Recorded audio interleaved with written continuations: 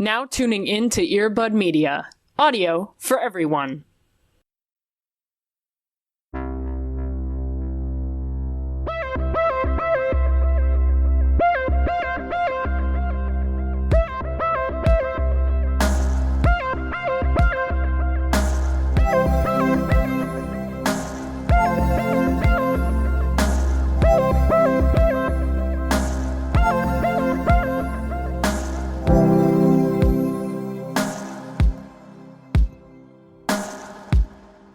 In the saddle again. You know, I mostly say we back in the saddle, but really this time we are back in the saddle because we did take a week off. We did. And I'm glad that it seems like for the most part y'all didn't notice, which is nice. Right. Yeah. We had a discreet vacation. We did. Listen, we honored Labor Day by resting. Yeah. We celebrated unions, Bella's birthday and unions and Virgo season by resting and just sitting in our panic separately. Yeah, and not on the phone with each other, which, you know, is welcome change. And here's what I'll say. This is, like, really fucked up for us. And I don't know if it's because the fact that we both can't not work or if it's this is the only thing that's been consistent in both of our lives for the past 5 years. Maybe that's just me. Sure. But that was the first planned break we've had in legitimately 5 years. Yeah. So that's cool and normal, and we are very well adjusted and respect ourselves. And again, one of the things that I enjoy about this creative process is the fact that it is very consistent. Right. Love a structure. Love a routine. I need structure. Right. But I do think it is wild that the first time in almost exactly 5 years, we were like, what if we just have a time off? Yeah. That's a weird thing. Interesting. What if we took one day off? What if we took one out of the Wednesday calendar off? Week in 5 years? Yeah. Interesting thought, for sure. Yeah. But hey, we're feeling relaxed. We're feeling well rested, perhaps. Yep. We're here. And we're back. And we're back. And you didn't even notice, which is great. You didn't even know. I love that. So, ha ha ha. So, joke's on you. Yeah. We love pranks. Who's the sucker now? Not the people who never took a day off in 5 years until now. Did you like our prank? Yeah, that we pulled on you? Better smash that like button for that sick prank. Shut up, please. Anyways, welcome to your hour of relaxation time, aka the Twilight. Hello. Yes, we're doing a guided meditation this week. Yeah. I won't be speaking in ASMR though, because I hate the way that it gives me the bad tingles. Yeah, that's totally fair. So I'll just talk in my normal voice, but if you want to pretend this is ASMR, then I love that for you. Yeah, you can just get the volume down way low. Right. Yeah, you can turn it very low. Some of you have already said that you fall asleep to this, so go off. That's fine. Yeah. Chase your bliss, you know. Welcome into Twilight. Chase your bliss. Hey. How are you? It's been so long. I know, truly, it's been a wild time. Because we also, you know, historically do not speak to each other outside of this one That's true. 2-hour period every week. We're not friends. Don't get it twisted. No, we just send each other memes on Twitter. Right. Yeah. I'm doing pretty good. I want to bring up something for my happy thing that I'm honestly like. I think it happened over the time we haven't spoken to each other. But I found a new / old reality TV show. Ooh. That I went full balls deep into and that I've never done before. Fuck yes, tell me. And that is Big Brother. Oh my god. Okay, yes. I finally crossed the streams into Big Brother. I never grew up with Big Brother. I avoided it for 20 years of my life. 20 years of my life. Oh my god. I have never once in my life have I ever been invested. Cody, fuck this show. Fuck this. We are, okay. It's the Big Brother podcast now. We are making a Big Brother podcast. This is my gabagool. Yeah, that's... I grew up with Big Brother. Julie Chen has watched me grow up. Okay, yeah. First of all, icon herself, Julie Chen Moonves. She doesn't age. No. we choose to stan regardless, and also just her, and not that. Yeah. And not the person that she chooses to be married to. Right, that's also true. Tell me everything. Okay, so my partner and I started watching it because we saw a TikTok about this most recent season. And we were like, you know what? And we're kind of running low on the weekly reality shows that we kind of have in the rotation. All the summer ones are starting to, like, end this week. They're all starting to end, and so we're like, we need something. So we're like, let's just give it a shot. And then we watched, like, 30 straight episodes in, like, a course of a very short amount of time. Which season did you start with? We started with the most recent one, the one that's airing right now. Okay, great. I was very interested because this is the first time, and also I think with the upcoming Survivor or whatever season, it's like the first time that CBS has had to, like, implement, like, a 50% diversity casting in all their reality shows. Yeah. You know? They're so bad. Legislated had to do it. And it's, like, wild because, like, the quote-unquote cookout, they play the game from the jump so good. And yes. It's like, nobody even had a shot, you know? And no. Like, yes. No. But, like, the games are very fun. And I think the people making those games have very twisted brains that I'd like to be inside of. Yes. Same for literally everything that you just said. Yeah. So much of the reason why I watch Big Brother to this day is because I, in a hopeless dream, want it to, like, I want it to be as good as it used to be. Right. Because I know that there have been parts throughout the seasons that I've grown up with that have been good. And so I watch being like, well, I know that it was good at some point. There was a memory I had of it being good. Exactly. So many of the folks that watch this show, very similarly to, like, Amazing Race and Survivor, right, watch it because they're like, oh, I could do this better. Yes. That's not why I watch Big Brother. I 100% watch it because I'm like, oh, you fucked up. Like, I 100% watch it because I love the conflict that happens in it. Oh my god. It's so much. I eat it up for breakfast. Oh my god. The two-timing. Yes. I love it when they straight up lie to each other's faces. Consistently. Every time. That's been the fixation of the week. I'm so excited for you. Yeah. Now I can't wait to just text your Big Brother memes. Yes. Now that I know you're part of the squad. That's OG me. Squad. That's me. It's very good. I'm very excited for you. Hell yeah. How are you doing, my friend? Oh, I'm living. I'm just vibing. The last time that I spoke with you when we were recording, it was like proper summer. And now it's cold as fuck and like rainy, and I love that. But my happy thing is the newest Life is Strange game. Ooh.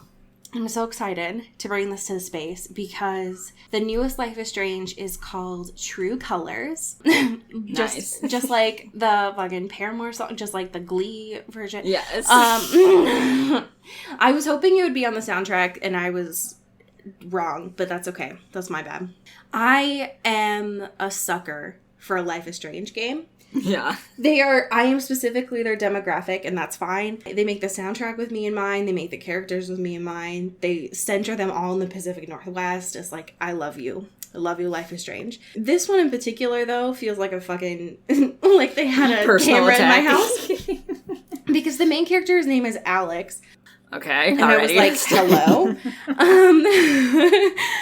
And she's an empath. And I was like, okay.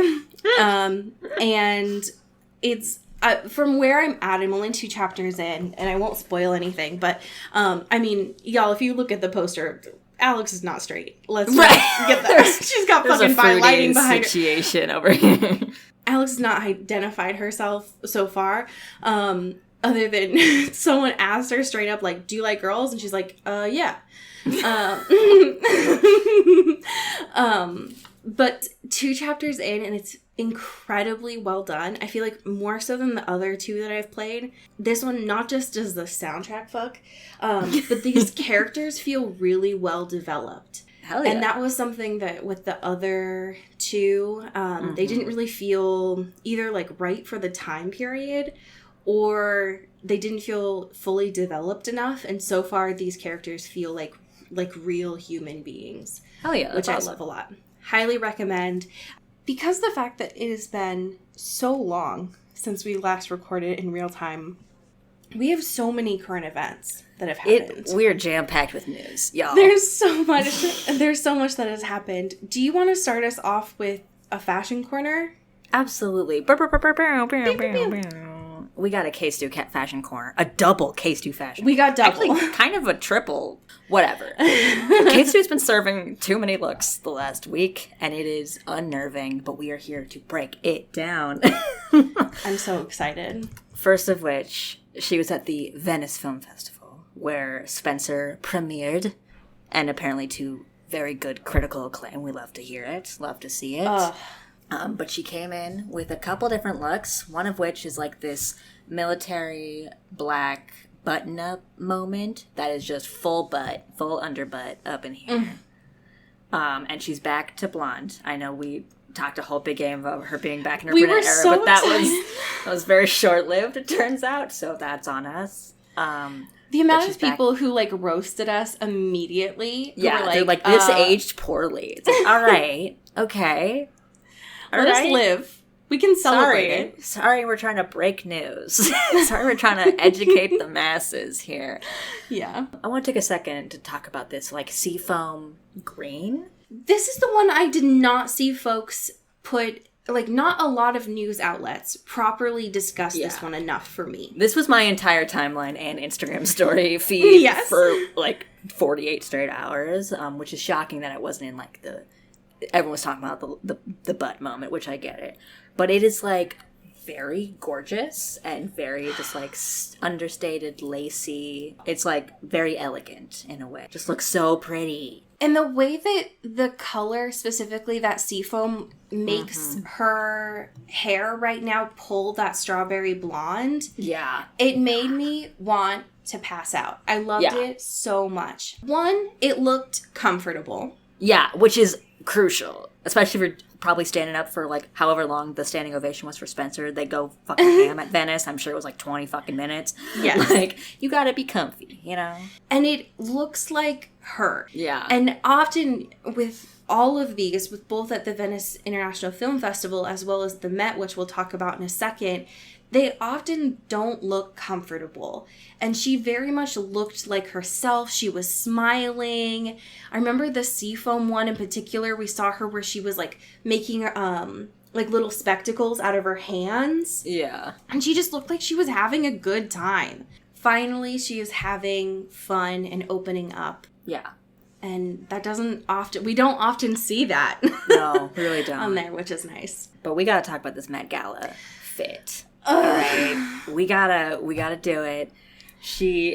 Which I really appreciated. She was like one of the last people to arrive. Like, yes, which I stan. Like, we got, you know, a breaking news alert from our intern Taylor Browntown Lautner. That our intern has been doing the work. She really has been on break. We stan. Thank you, Taylor. Thank you, Taylor. They're the best. Absolutely an icon. We stan them. But sent us like a confirmation from Kristen's hairstylist. I was like, oh, I can't wait to see her there. And that was like 2 hours before the thing was supposed to begin, right? But this look, this fit. There were so many people that did this theme poorly. Yeah, I would say most. I would say almost all. Yeah. Kristen, however, understood this and did an amazing job. She is like Cowboy Barbie up in here. She's got a beautiful all in Chanel, obviously. Of course. In this like gorgeous like floral blazer overshirt situation that's like textured and like running down, and these like very cool flared pants with like and this ponytail. I want to see her rob a bank.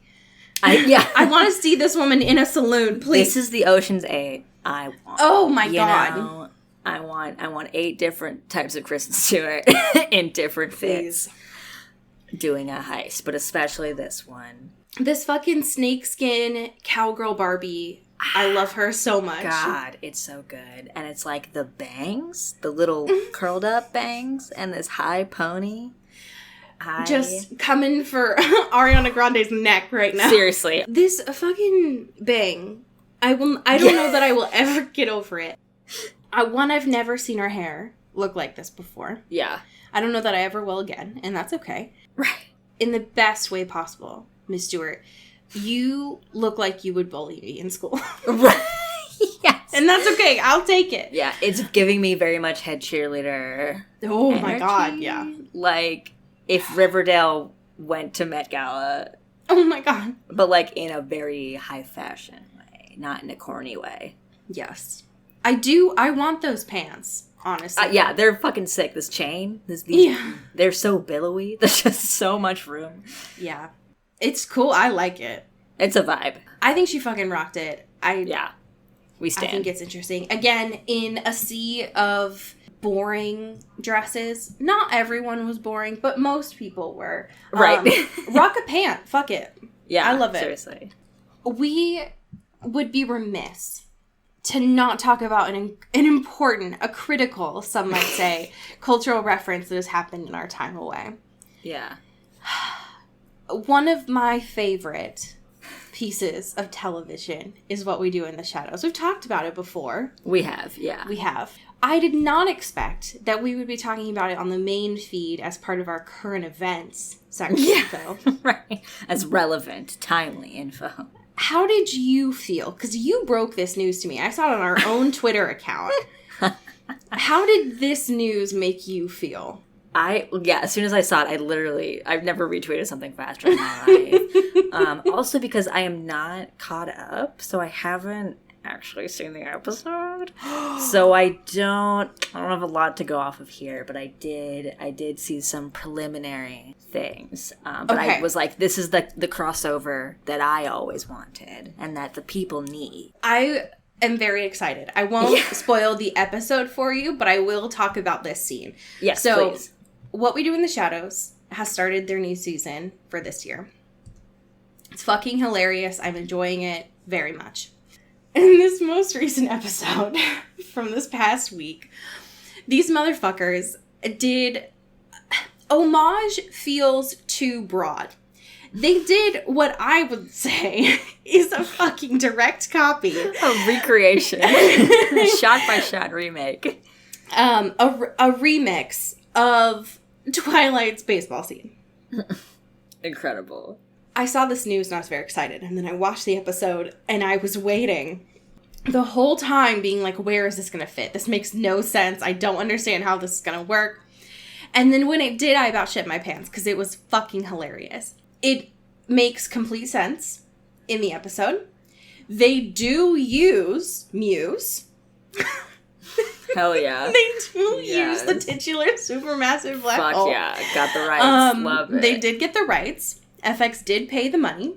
And this scene does... This episode includes multiple Twilight references. Incredible. Because fucking Guillermo has been watching Twilight throughout this. Stop. And so he's like, it's just like Twilight. It's just like, let's do it like Twilight. Yeah. The other thing I will tell you, and then I won't spoil this anymore, other than it was perfect, is the wild component that was not in the 2008 version in Twilight, but God bless if it was. It should have been, I would argue, is that What We Do in the Shadows includes a character named Gale, who is, of course, played by Janice from The Sopranos. Incredible. Icing on the cake. And I spent the first, 5 minutes looking at her in the episode being like, why the fuck do I know you? Why don't I trust you? Why do I feel like you're gonna start, yelling all of a sudden? And then I finally looked it up on IMDb and I was like, God damn it, it's Janice! Can't escape. Can't escape. It's like, oops, all Sopranos. It's all... It's vampires all the way down, I'm telling you. Yeah, seriously. Because Sopranos canonically vampire text, so... Truly, I'm telling you. I highly recommend... It was perfect. I loved it a lot. Yeah. It truly, honored my culture, I'll say. Yes. So... Both as an Italian and as a vampire. Yes, exactly. On all areas, I did feel respected. Yeah. So, that's great. I loved that. Hell yeah. We have a Twilight backstory. Nice. That I am very excited to read to you. This is from Danae, and it goes a little something like this. Hey, y'all. In my opinion, my Twilight backstory is weird and complicated. Here are the highlights. I'm clicking to the next PowerPoint slide right now. Right, yeah. The year is 2008. There's talk of a sexy new vampire movie, and 13-year-old Jesus freak me is not interested. Everyone in my middle school was passing around the Twilight books, and when a pretty cheerleader offered me her book, the queer panic overtook me, and I accepted her offer with feigned enthusiasm. I read it and quickly became obsessed. In the next few months, I got t-shirts, posters, bought the first 3 books, and saw Twilight on opening night. For the next 4 years, my life revolved around the Twilight franchise, and I became aggressively Team Jacob. How embarrassing. I brought it up in every conversation. I wore the merch almost every day. I watched the movies whenever I could. It was a lot. And then I forgot about most of it because, trauma. Happens to the best of us. Truly, Danae, welcome. Same. Welcome to the fold, yeah. Next slide. The year is 2018. I'm married and pregnant with my second child, and we can't agree on names. We searched for months. Finally, found the most perfect names. My family and I were so excited. I finally told my best friend, and the first thing that came out of her mouth was, "Oh, Rosalie and Emmett, like Twilight?" My world stopped. Every cringe-inducing detail of my teenage obsession came back to me, and I was horrified. The overwhelming amount of merch. Me screaming, "Yeah, you are," after Taylor Lautner's "I'm hotter than you" line at the Eclipse premiere. The pure panic and despair I experienced during the fight scene in Breaking Dawn Part 2. Had I subconsciously done this? Did I have time to find new names? I didn't. Oh, no. My son made his appearance the next day, and as soon as I looked at his little face, I had to admit Emmett just felt right. Oh my God. And so my baby caused my Twilight renaissance. My husband and I listened to all of the audiobooks and rewatched the movies. Last year, we listened to Midnight Sun and started listening to your podcast together. Gang, what up? Oh my God. I am once again obsessed, but without the looming shadow of religious guilt this time. Yeah, fair. My Emmett is 3 now, and I'm really glad I accidentally named him after my favorite Twilight character. Oh my Danae. gosh. Danae. Baby Emmett. You have a baby Emmett. Okay. That's, wow. Danae, I have a follow-up question. If your children are named Rosalie and Emmett, could you please let me know, are they embodying, like, their person? Like, do you have give off their vibes? Yeah. Yeah, could you tell us their vibes? Like, do you have an older daughter who's embodying Rosalie of just, like, you need to get shit done? Like, I don't give a fuck. And then do you have, like, a younger son who's, like, Emmett and just, like, running into stuff and, like, playing and just, like, doesn't give a fuck? I need to know. Yeah, we just get fully into, like, child psychology, but through exclusively the lens of Twilight. Is he, in a non-sexual way, like your monkey man? I have questions. Just tell me their personality types. Thank you. Thank you, Danae, for your story. Thank you for your story. And also the fact that you and your husband listen to this podcast together is the fucking cutest thing I've ever heard. You need to stop. Yeah, get out of here. Get out of here. Not too wholesome. I will say, when I cracked open Vampire Academy this week, I honestly forgot what we had been reading. Yeah, that's fair.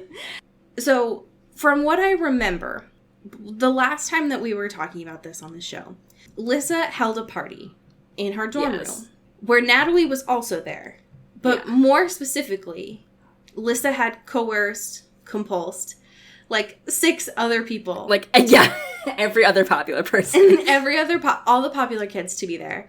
And they were drinking and having a good time. But Lissa was there and she was being a wet blanket. Yeah. Because compulsion makes you a sad child. Really drains a lot out of you, for sure. Yeah. Makes you depressy. Yeah, stressy and depressy. Stressy and depressy.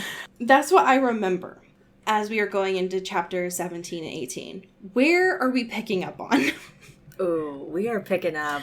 We got a little bit of girl talk. We got We're back with the Bond babes. We're back. I feel safe. I feel held by these Bond babes. I love them. And basically Liz is like, oh my god, you're not going to believe it. I think I'm going to be able to swindle you into the dance and into, like, fun activities. And maybe we can go to the mall together and shop. As the besties. mall? And Rosalie's like, or not Rosalie, Rose. Jesus. Rose. Is like, well, I mean, I am kind of under house arrest. How is that gonna work? And she's like, well, I do need someone to guard me, and you're kind of my guardian. And also Dimitri will be there, so, like, it'll be chill. We're all gonna have fun, and it's great. And it's great. It's gonna be 2005, the fucking depression of 2008. The recession hasn't hit yet. It's gonna be fucking great. This is gonna be the coolest way to shop with your pal, with your fucking bestie. Delia's is still there. The Limited's probably there. Like, you can get everything. The malls are real still. Like, yeah, they still exist. They're not abandoned yet. Just go. Live, please, for me. But before we get to the mall, we do have another fun run-in with a not alive animal. Rochelle, hey. But Rochelle. Can I talk to the editors of this book series really quick? What the fuck? Why? Why did we need so much, like, dead animals? And I understand, like, what they're getting with of this is like sacrilege, and it's like, fucking, it's a cult, right? It's like the opposite of everything that you would expect. But, like, can we not? Yeah, there are other ways, I feel like, to communicate similar uneasiness and with death. If you want to communicate uneasiness, put a fucking box of, like, push pins in there. I'd also be uneasy. Yeah. You don't need to put a dead dove. Yeah, so Liz is like, oh my god, I gotta show you these shoes. Looks into her bag, ruffles it. Uh-oh, dead dove. Falls out, and everyone screams, and everyone's very scared. Understandably. That sucks. Understandably so, because it's like, motherfucker. Again, Rose is like, are you fucking kidding me? Like, how many times do we have to do this? And then Liz is like, hold up, what if I just, real quick, do a quick little heel? In front of everyone. In front of everyone, and also I told you explicitly that I wasn't going to do this again. But, like, what if I just do it real quick? Like, no one will even notice. I know this bird's, like, super dead. It looks incredibly dead, but what if, though? What if? What if, you know?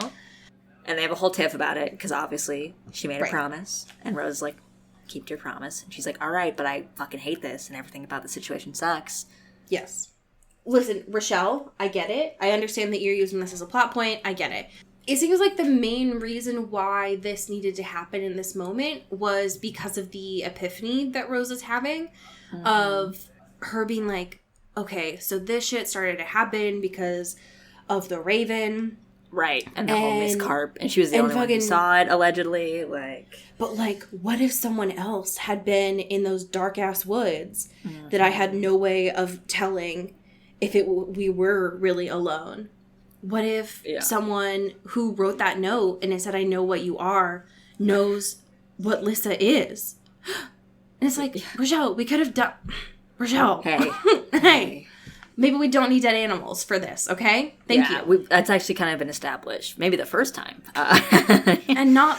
what I think now is, like, the fourth or maybe fifth. Yeah. And then Rose is like, cool, I'm just going to internalize all of those thoughts, though, and not tell Lissa about any of those things, especially about the ransom note. And we're just going to move about our day and go say hi to Dimitri and see what's up. Because it turns out this whole mall situation is, like, also a practice run. Oh, yeah, because he's like, you don't... Listen, you're going to the mall, okay? Yeah, you're coming.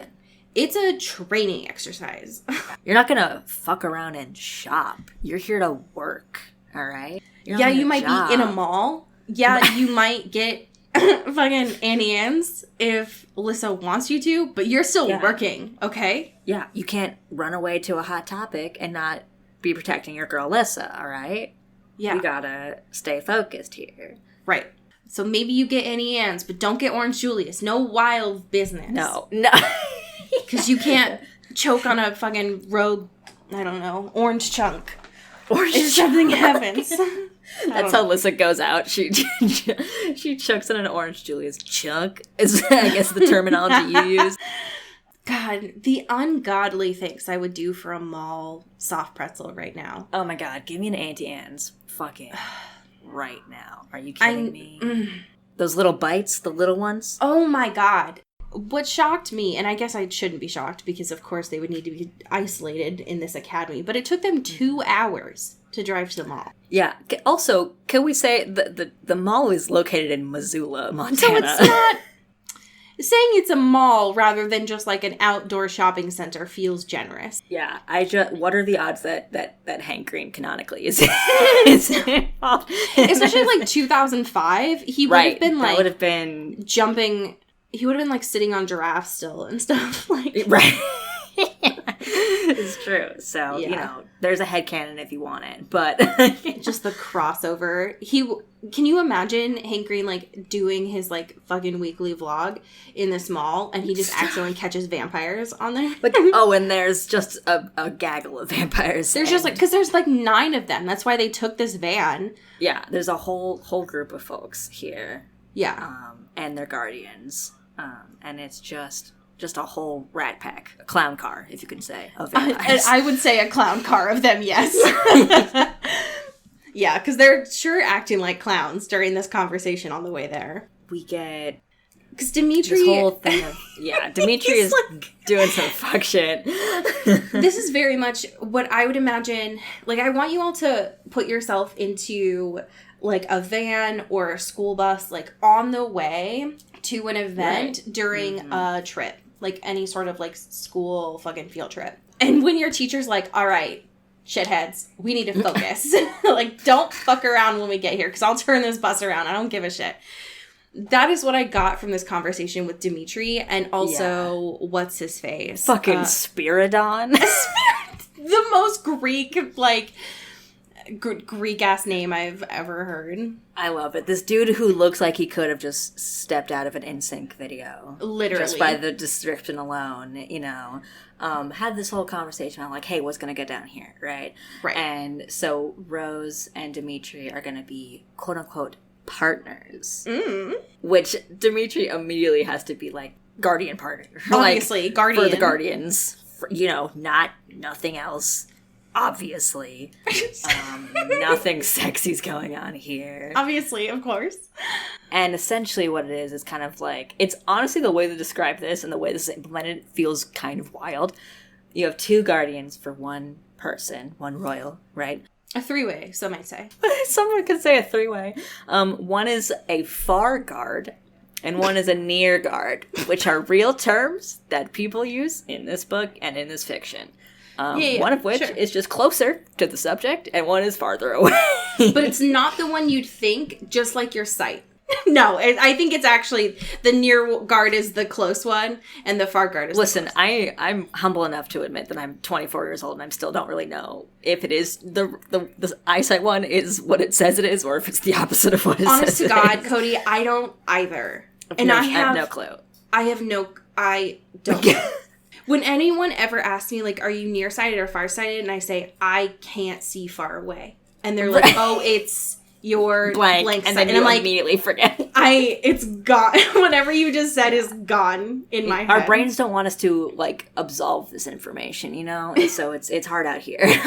I am doomed to explain things the long way. I don't know what to tell you. But Rose is a near guard. Yeah.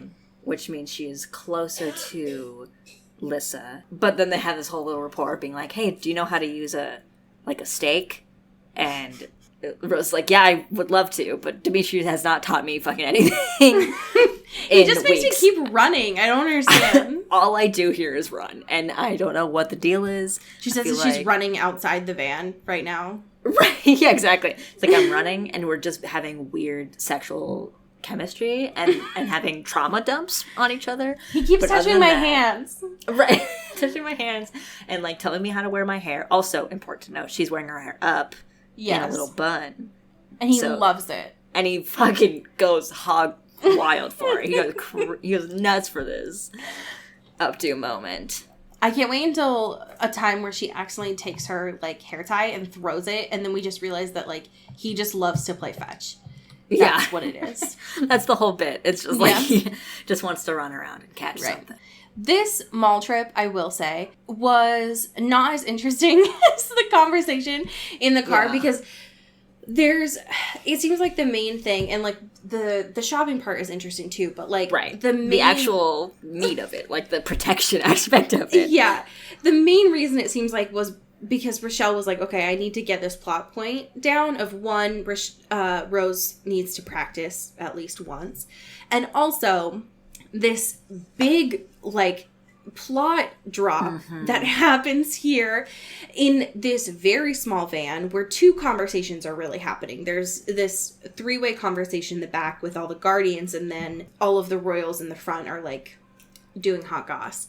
Right. But it kind of, like, blends into one conversation when the Dimitri's reasoning for why he hasn't given Rose a stake, even though most people in this van have both a stake and a gun on them, is because of the fact that Rose needs to know that when she gets a weapon, she will use it no matter what.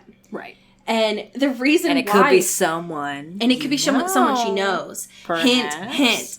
Wink. Who could it be? And this was the part that, like, Rochelle has been quite obvious throughout all of this. Mm-hmm. So I wasn't surprised when this part came up about the Strigoi. But there is a part here where it's mentioned, like, the connection between the Strigoi and Miss Carp that came out of, like, nowhere. Yeah. And it's like the Rochelle, like, romance thing, like the running away situation. Yeah, that was wild. Because, like, I think the writing was on the wall here that, like, Miss Carp definitely, there's something going on there in terms of Strigoi situation, and, like, chose that life or whatever. But then it's up this thing, it's like, oh, this guy, Mikhail, Guardian Tanner. Yeah. Is chasing after Mrs. Carp because they were formerly lovers, and then he has to destroy her because she's a Strigoi now. And it's like, whoa. Like, hello. So much of this text so far has been Rochelle really walking us through this. And I don't know, because some of the folks who asked us to read this, just like you had said as well, like, you read this when you were a lot younger. And so I don't know if it necessarily felt like that during the first read-through. Sure. But now that I'm reading this as an adult, it very much feels like, okay, like, I see where you're taking me on this journey. I got you. This was the part where I was like, this is coming out of nowhere. Yeah, hold up. And I get the idea, right? That, like, if they had this partnership, if they loved each other, and then she became a Strigoi, that he's like, sorry, what the fuck? Yeah. I guess my duty is to kill you. But it was just a, like, wild thing to mention, especially because all of these folks in the van, like, suddenly they became really quiet and blended into this conversation. It was like a big bummer. So weird. Very weird. Even Victor, like the old royal, was like, we should probably talk about something else. Actually, let's just pivot hard. Oh, look, the mall's here. Great. Let's go. Great. Let's go to the mall.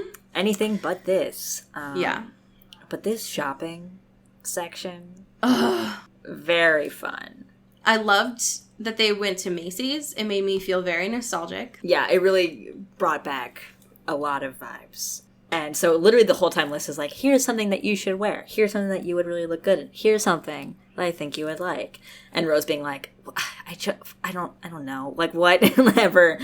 And Rose, like, literally has, like, this, like, the most minute haul. It's like, oh, I got a thermal shirt and a hoodie. Like, a couple things that I'm going to need as a guardian and things I'm going to need for the weather. And actually, I only, like, wear Henleys now. Yeah, it's kind of, like, my thing now. Liz is very shocked by all of it. Right, yeah. And they have this whole little, like, Liz is like, oh, you knew about that whole carb situation, huh? And she's like, well, yeah, but, like, I didn't know all of it, and also it wasn't really relevant, and I don't want to, like, tell you because you might freak out. And she's like, can we be cool about this? Like, we can have conversations, you know? Yeah, I don't really know when the proper time would have been, Liz, to just drop on you. Yeah, that's, like, kind of a huge bomb, especially since up until this point you have been very seen as someone like Miss Carp. Exactly. Many reasons. So maybe being like, hey, this person that we know has a very direct association with you and the things that you experience that nobody else does. went to the bad side and is evil. Right. So that's cool. How about you sit on that and let's go shopping? You know? Yeah, anyways, here's this really lacy tank top. Why don't you wear that for someone? Wink, wink. Wink, wink. Yeah. I don't know that would help. What I did find interesting is the flashback that we finally get of when they finally left. Because that's kind of, we've been getting the little, like, instances leading up to that, but Rochelle finally gives us the, like, actual moment that Rose and Liz leave. Yeah. And it seems like a major bummer I mean, I wasn't surprised by that, but, like, yeah, it was a major bummer for both of them in that moment, but what I didn't realize is the context that Rose had Lissa use her powers to get them to escape. Yeah. And so getting that context from this flashback was super interesting, especially now that we understand more of the complexities behind her similarities to Miss Carp, which is makes it a lot more painful. Yeah, and it's like it really fleshes out their relationship in a way too that makes a lot of sense of how they act with each other now. That there's like that looming tension of those events and the way that went down was like, oop. That scene in particular and the one that we get next chapter are... Yeah, the next chapter one for sure is like, boom, like... and it's kind of clear, right, that we're getting close to the end of this book, because, like, those are two moments that we've kind of been... Rochelle's been hinting at for a lot of this, but now that we finally know what those are, it's like, oh, okay, like, we're getting to the end of this. Right. We're tying up some ends and also opening up some new ones, you know? Right, exactly. I was very happy, though, that Rose, despite all of her Henleys, relented and did get a dress for the dance. The way that she talks about this dress is... that it starts religions. Unbelievable. What could this dress possibly look like? Because the description we were given that it's like, oh, it's a black dress. It's pretty, like, bodycon sort of situation. Probably tight-fitting, you know? Yeah. Looks pretty nice. And then the way she interprets it as is it's the kind of dress that changed the world and started religions. And she wanted so badly that it ached in her chest. Oh, What? It's incredibly powerful. Right? Yeah, I'm moved. I'm in tears, actually, at that description. This is probably the most beautiful dress I've ever seen. It's gotta just be, like, barely... I'm looking up right now, like, popular prom dresses from 2006. What a great Google search. Because from what I remember, I had a godsister who graduated around 2004. And what I remember about dresses at that time is it was very popular for them to be, like, full floor length. Yeah. Boring patterns. Like, they looked kind of chunky, I'd almost say. Yeah. And so the fact that this is described as, like, this is a dress that would start religions, and it was at Macy's, of all places, at this time, I'm just imagining something that was... maybe a halter, if anything. Yeah. If we're being honest, and I'm just going to add this to our show notes now, so you can imagine what I'm imagining. This is what 2006 prom and homecoming dresses actually looked like. This is the real. This is what they actually look like. And so if she was getting a black dress that started religions, I would imagine it either has one of the cuts of these blue dresses where it's, like, very tight up at the top, very slim, like, cut to the body, but it's black instead.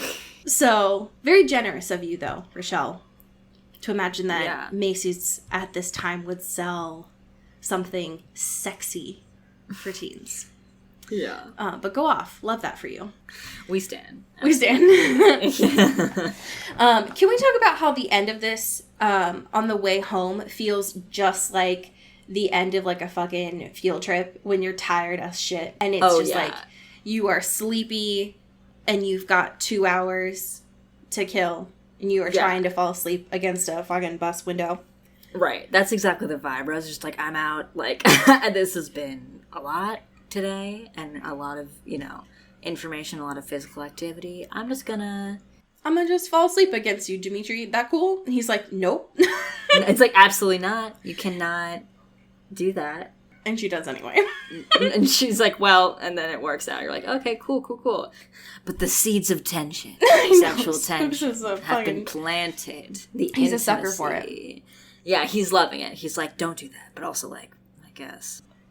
Rose, like, dies at the end of this chapter. Right. Yeah, Rose eats shit because they, like, leave the van or whatever and they're walking back.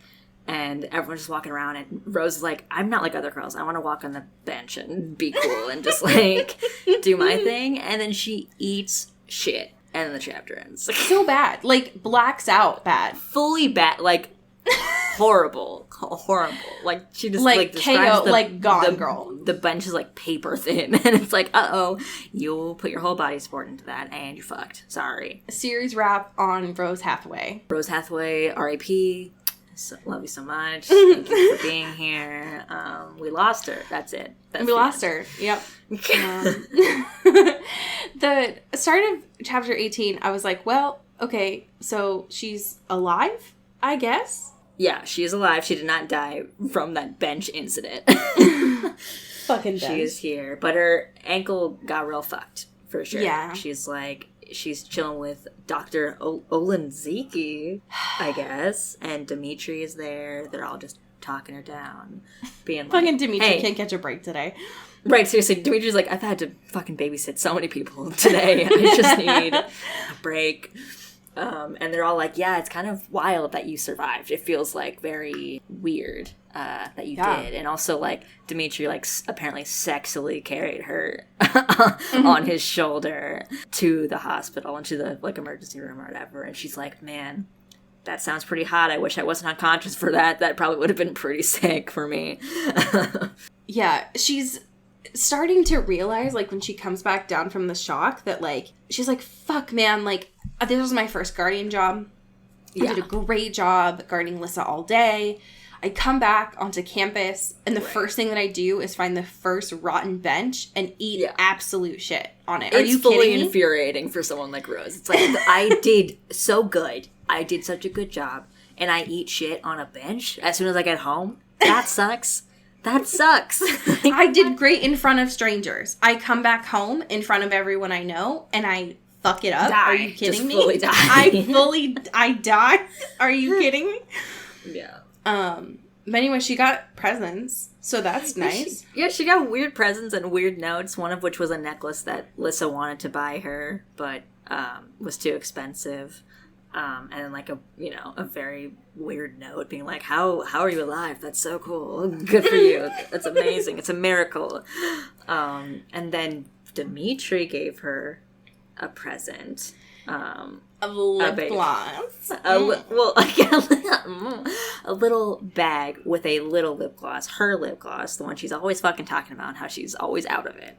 It wasn't brand new. It was her empty one that he gave her. Yeah. Just as a reminder. He just spit in the bottle of lip gloss. It was just a Post-it note that said, buy more lip gloss, Rose. Right. Rose.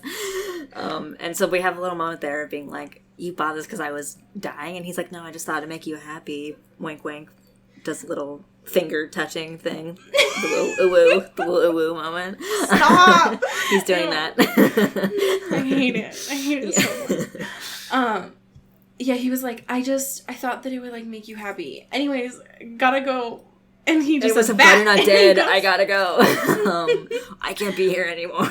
I need to die. Yeah, which was embarrassing and stuff. Right. But it is important to realize, like, Rose, like, died. But the doctor is like, hey, so looking at your ankle, take it easy today, take it easy tomorrow. Otherwise, you're fine. Nothing. Yeah, you should be good. You didn't twist it. You didn't sprain it. You didn't break it. And there's nothing wrong. So you're fine. That's nothing weird about that. Yeah, that's not how ankles work, first of all. No. And so Dimitri's like, oh yeah, you have a guardian angel. And Rose is like, wait a second. What did it do? The strings Someone coming said together. That to me before. This is a flashback time, baby. And then she sees into the fucking Matrix. Yeah. And is like, fuck. Damn it, I do. It's always been Lissa.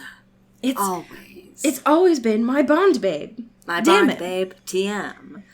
Because they had a very jarring and traumatic car accident that both of them, especially Rose, should not have survived.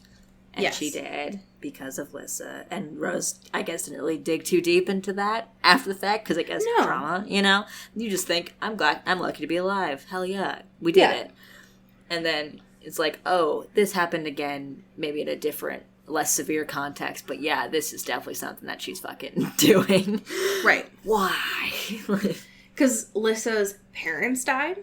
Lissa's brother died. Has a lot of needs to save everything around her because she saw everyone close to her die. Right. In front of her. Lissa survived, and then she was like, well, I can do Rose. Right. So, Rose, you need to stay alive. And Rose was like, well, I don't have the emotional capacity to look into this further, so okay. Yeah, let's just let's just let it happen. The rest of this made me very sad. Because I think Rose is starting to get, like, too good at, like, going into her brain. Going into Lissa's brain. Yeah, activating the bond. Activating, like, Bond babes, activate. And Lissa's struggling. Shocking, but she's struggling. Yeah. And it doesn't help that Kristen is also here. Yeah, well, because Lissa, of course, like, when she's struggling, she goes to the church. She goes to JC. Yeah, she goes to just to see what's up, you know. And so this was, like, rough. Yeah, because Kristen is clearly, like, they're both still fucking bitter at each other. Right. For various reasons. And it's just a whole little mess of things of being like, why are you even doing all this? Like, isn't the gig up now? The jig is up now at this point. Like, right. You seem to be very emotional and stressed by everything that's going on. How about you just fucking take a breather or whatever? And she's like, well, I have to, like, go against Mia. Like, she's my number one enemy up in here. And for some reason, that war is still not over. Even though everyone's my friend and Mia has a terrible life now, as she deserves. But I must continue to end her. I must, like, fully see through to the end of her life that she is ended. By me, specifically. And Christian's like, you ever stop to think about how maybe the whole Rose rumor thing and, like, your whole thing with Aaron and all of those kind of things aren't the reason that has a weird vetted interest in you specifically? Don't you think that there's maybe something that may have happened prior? And Liz is like, I don't know what you're talking about. She just seems like she hates me. And I also hate her. So this seems to be working out pretty good. And then we get this terrible backstory. God, it's so bad. Of fucking Lissa's dead brother before he was dead. No, like, come back from the grave. He rose Ghost from the grave. brother. No, ghost brother, but not a ghost. A live brother at the time. Andre. Had a thing with Mia and then just kind of threw her away. And being like, I'm bored with you. You also kind of suck because you're not royal and that you're, like, not cool enough for me and not hot sexy enough for me. Andre sounds like a dick. Andre sounds, as much as we've seen so far, besides the whole traumatic dying in a fire, seems like very bad, like, of a dude. Yeah. And then Christian's like, yeah, like, I was kind of friends with Mia before she was, like, popular. And, like, I'm a bit of a wallflower, so I'm also kind of just, like, watching everything. I'm kind of plugged into the forums, so... I'm kind of just, like, checked in, and I can tell you that your brother fucking sucked when he was here. Not to speak ill of the dead, but he sucked. So. Yeah. And she's like, I don't believe this. Is obviously very emotional and in very much of turmoil because that is her brother. Yes. But it sucks. It's not great. Fucking Andre. It's like, you don't even know him. It's like, well, like, I mean, maybe I didn't want to, actually. Yeah. How about that? Maybe he had bad vibes. You ever thought about that? Yeah. Christian, bless his heart, is just fucking dunking on Lissa during this time. He's going so hard. He's decided, like, this is the time to be honest. with Lissa and is like, you need to get your shit together. Yeah. You need to stop hanging out with people who are your puppets. You need to stop being with someone, stop pretending like you like someone who you are sort of just like friends with, but you don't care. Right. And she's like, you know what? Maybe I do like Aaron. Like, maybe I like him, okay? And maybe I really like him, and we're gonna be boyfriend and girlfriend forever. Maybe that. And Christian, this very well-spoken individual, is his retort to this is like or like. God, I love 2006. Same. God, what an era. And Lissa was like, oh, there's a difference? And his response is just to fucking kiss her. Like, the most intense... A swoop kiss. Yeah. Yeah, like the most hot, furious kiss that Lissa's ever had, of course, because Rose is tuning into this. She's like, right, because hello, Rose guys? is like, well, among my calculations, this is the most passionate kiss she's ever had. And so, I know that for... I would know that for a fact. Yeah. I'm not going to tell you how I know that, but I do. So just keep that in mind. It's not gay, okay? It's cool. They're both... These two are great for each other. Yeah, but like also equally insufferable. Yeah. Yeah, they're just the worst. Yeah. The issue, though, is that Lissa's like, I can't deal with you right now because you are forcing me to confront feelings that I don't want to focus on right now. Yeah. And Christian's like, all right, well, fuck you, first of all. And, and so Lissa goes back to her unhealthy coping mechanisms, which are not working, obviously, for her in either the short term or the long term. The only thing it seems like at the end of this, of there being some sort of light in the tunnel, though, was that Rose, like... was able to, like, burst out of the memory. Yeah. And be like, let's go. Let's act on it. Let's get Dimitri up in here. We can trust each other. Yeah. My girl is both struggling. A guardian and a fucking physician right in front of me. Yeah. Someone told me I was supposed to, get her help. I can do that now. So... maybe she will stop taking this out on her body instead. Yeah, right. Because, Rochelle, it's really stop not making me read it. Yeah. I don't want to. Yeah. I don't like it. So, yeah. I am curious, though. Like, we're almost at, like, 80% of the way through this book, which is wild. Yeah, we are. Chugging along. And so I'm curious to see where we're going with this. So we'll see when we get into chapters 19 and 20 next week, which is wild. We have some amazing patrons to thank. Would you like to start us off? Absolutely. Thank you to Katie Black. Ooh. Ooh. Thank you to Kylie Minty. Thank you to Alex Dornan. Ooh. Ooh. Thank you to Carrie Goldberg. Thank you to Mickey Meyer. Thank you to Rebecca Colin. Woo! Thank you to Mulch Gray. Mulch! Thank you to our unofficial intern, Taylor Brown Town Lautner. Yes. Yeah. Thank you to Danae Swan. Ooh. Thank you to Jasmine Anastasia. Thank you to Bailey Christian. Thank you to Cassandra Bomer.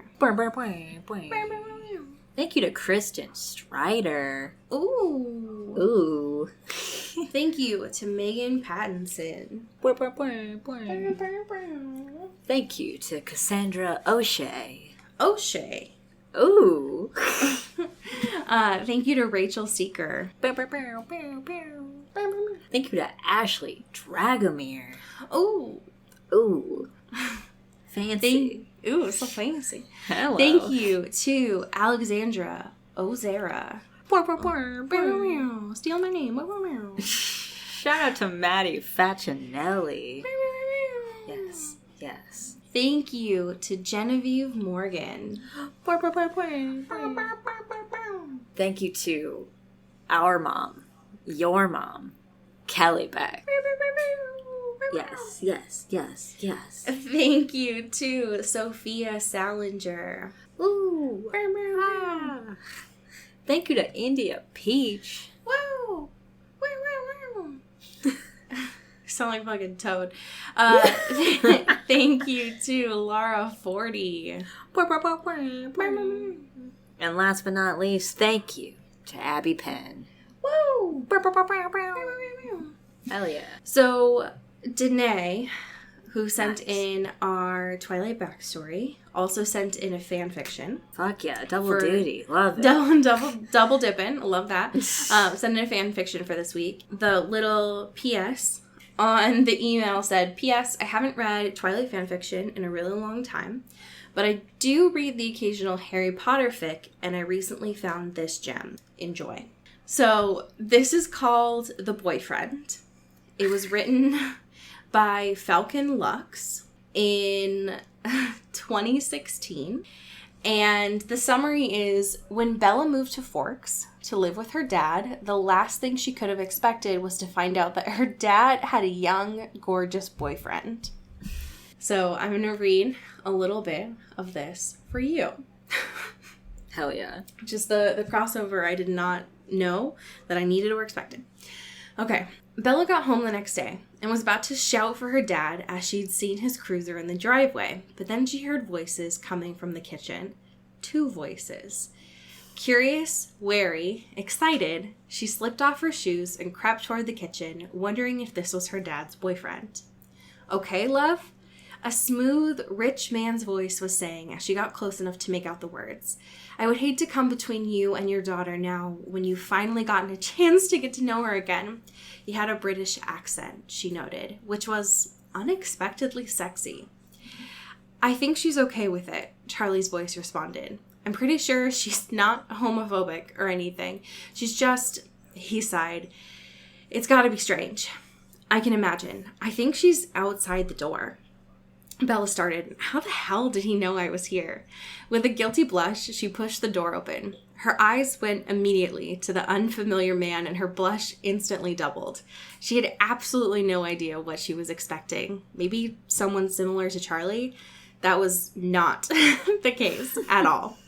The man she was facing looked to be in his mid to late 20s. His green eyes were so green, they put emeralds to shame. His face and whole body, actually, was lean and attractive. He was wearing a really nice charcoal suit. His black hair was long and pulled back at the neck. Then the man smiled, and her knees literally weakened. He was gorgeous, and he was dating her dad. No idea what to do with that. Hello, the man said pleasantly, and she was reminded that, on top of everything, he had a super sexy British accent. I'm Harry Black. You must be Bella. End scene. Oh, man. Oh, my God. Can you imagine? That is a work of art. Top to bottom. Wow. Janae, thank you for setting that in. Yes. I will just say that if you need some joy in your life as you are going into this week, just know that our dear friend, Daniel, friend of the family, Daniel Radcliffe, does in fact watch BIP. I heard we're here. We're all on the same wavelength. Dan, if you ever want to talk about BIP or literally anything other than the projects that you did as a child, you were always welcome here in the space. Open opportunity. Because I heard him recently on a fucking podcast of all things talking about BIP. Joe and Serena of all things. I almost shit my pants. It was the most surreal thing I've ever heard. The streams are crossing. Truly. We're here. Anyways, thank you all for being here.